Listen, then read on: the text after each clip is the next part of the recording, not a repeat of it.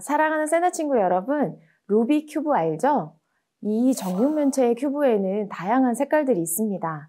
그런데 큐브의 면을 이리저리 돌려가며 맞추다 보면 각 면의 색상을 하나로 맞출 수가 있습니다. 교회 안에 있는 다양한 사람들이 하나의 색으로 통일된 큐브의 면과 같아요. 서로 다른 개성을 가지고 있고 출신 배경과 성, 학력이 모두 다르지만 각자 하나님의 고유한 부르심을 받아서 이리저리 함께하면서 연합한다는 면에서 말이죠. 오늘 여러분과 함께 나눌 말씀도 고린도 교회 성도들의 부르심에 대한 이야기입니다. 함께 말씀을 살펴보겠습니다. 오늘의 말씀은 고린도전서 7장 17절에서 24절입니다. 오직 주께서 나눠주신 은사대로 또 하나님께서 부르신 대로 살아가십시오. 내가 모든 교회에 이 같은 원칙을 제시합니다. 할례를 받은 상태에서 부르심을 받은 사람이 있습니까? 할례의 흔적을 지워 할례를 받지 않은 사람이 되려고 하지 마십시오. 할례를 받지 않은 상태에서 부르심을 받은 사람이 있습니까? 일부러 할례를 받으려고 하지 마십시오.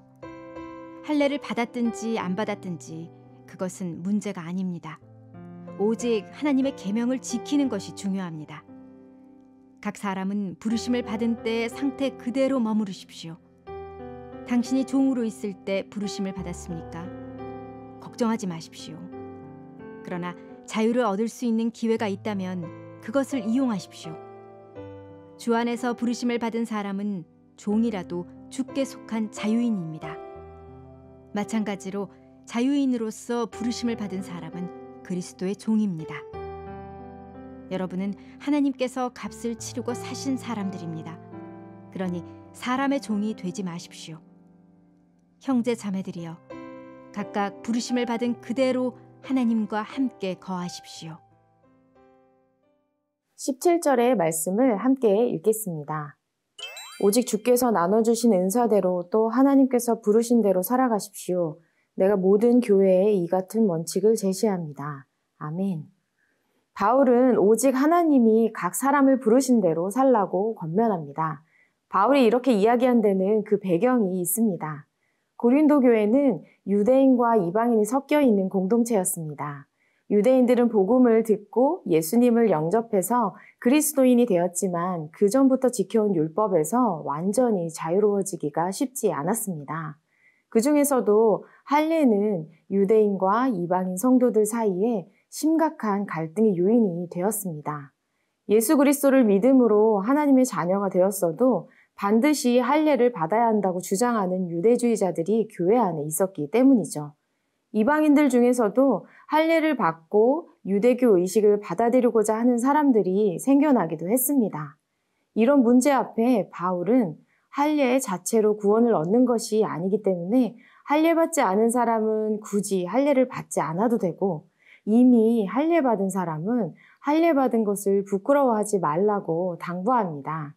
할례라는 행위 자체보다 하나님께 속한 자로서 말씀에 순종하여 사는 것이 더 중요하기 때문입니다. 오늘 우리가 속한 교회 공동체 안에도 고린도 교회 교인과 같이 다양한 신앙 배경을 가진 사람들이 모여 있습니다. 엄마 뱃속에서부터 교회를 다닌 모태신앙 친구들도 있고 어느 날 수련회 집회에서 극적으로 하나님을 만난 친구들도 있습니다. 어릴 때부터 교회를 다녀서 예수님을 주로 고백하는 것이 자연스러운 친구도 있을 것이고 반면 특별한 체험을 통해 예수님을 알게 된 친구들도 있을 것입니다. 교회 안에는 가족들이 모두 신앙생활을 하는 친구가 있는가 하면 홀로 외롭게 가족들의 구원을 놓고 기도하면서 교회를 다니는 친구들도 있죠.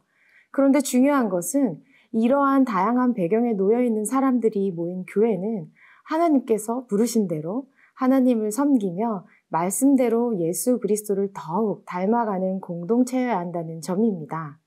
우리가 어떤 상태에서 부르심을 받았던지 하나님께 마음을 들이며 계명에 순종하는 것이 중요합니다. 우리의 부르심은 모두에게 동일하지 않습니다. 하나님께서는 우리에게 독특한 은사를 주셨고 그것을 잘 사용할 수 있도록 말씀에 분별을 주셨습니다.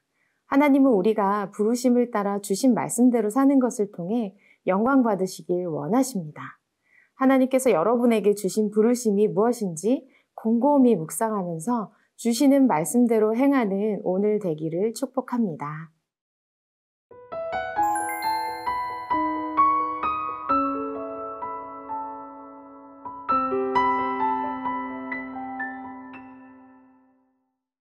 (22절의) 말씀을 함께 읽겠습니다.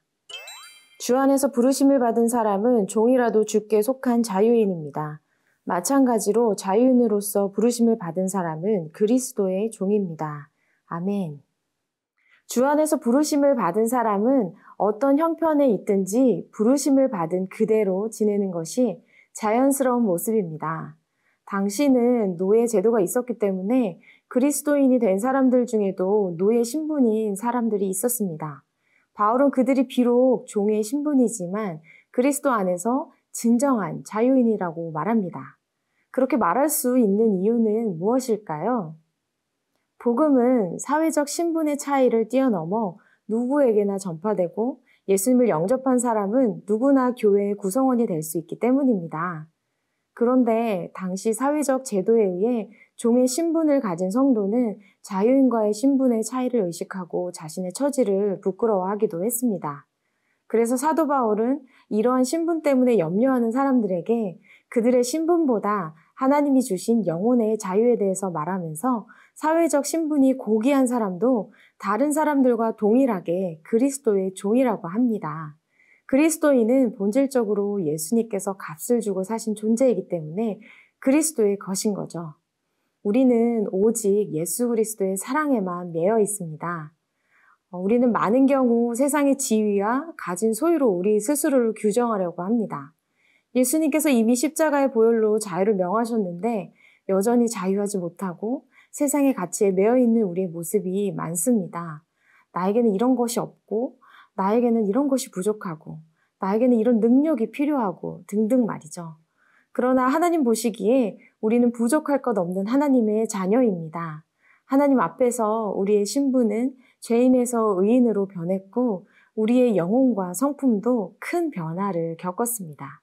이제 죄의 종에서 벗어나 진정한 자유를 누리는 것이 하나님과 함께하는 모습일 것입니다. 사랑하는 세나 친구 여러분, 여러분의 정체성을 잃어버리지 말기를 축복합니다.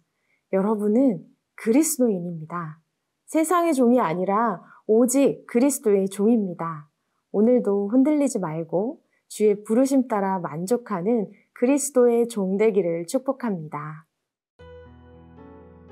하나님, 우리의 모습으로 차별하지 않으시고 복음으로 찾아와 주셔서 감사합니다. 하나님께서 허락하신 환경 속에 세상의 종이 아닌 그리스도의 종으로 부르심 따라 살게 하시되 주님께서 주신 자유와 평안을 누리게 해주세요. 예수님의 이름으로 기도합니다. 아멘.